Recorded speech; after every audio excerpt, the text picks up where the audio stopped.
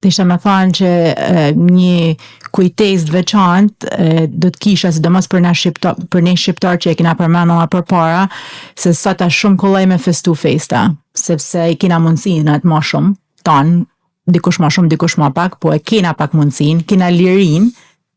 në të paktën shqiptar, sepse ka shumë në përboq që nuk e kanë edhe sot lirinë e fesë, janë më kujtu ata të parë tonë. Sidomos që e kena përmend gjatë kohës të komunizmit që i kanë festu festat, ata kanë kënë për mendimin tem në të dyja fenat, ata besimtarët e vërtet, sepse e kanë rujt festen, e kanë rujt fen, gjanë ma kryesore, edhe kur ata nuk e kanë pas të lejume. Sepse nëse të kanë zënë, të kanë dënu, kanë ba shumë njerëz, kanë ba burgje, kanë ba këtë, kanë ba atë,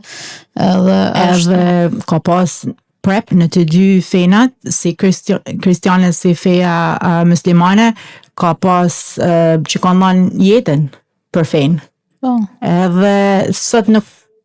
shqyqër nuk e kanë atë nevoj ma, sepse bota ka ndryshu edhe kena atë lirin ndryshe, por duhet me kujtu ata njerëz që e kanë dhanë jetën për Zotin. Me të thënë drejtën, kjo më pëlqej shumë se edhe sot isha të pa një emision, edhe kur i shoh historitë e shenjtënve, të paktën për mua ta shoh, edhe i shoh se si janë torturu, janë vra, janë ba, janë myt, janë gjyku të tana për një besim që kanë pas për të Zoti. Edhe tham, na sot mundena desin për çdo gjë, po s'ma do mendja që des në një për Zotin sot. Do më thonë nuk sakrifikojmë aq shumë sa me thonë, sepse jo s'kina nevojë për me dek për Zotin, por pa me një gju fjalët e Zotit, s'kina nevojë me pa vdekje në përbot. Është një kohë tjetër më njëri, por shqiptarët njihen, sidomos Shqipënia,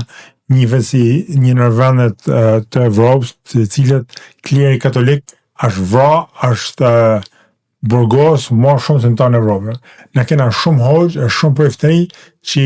jo vetëm se i kanë përshkatu, po i kanë dënu me vite burg. Pra, ne jena shembull i respektimit të fesë dhe të martirëve të fesë katolike dhe të fesë muslimane.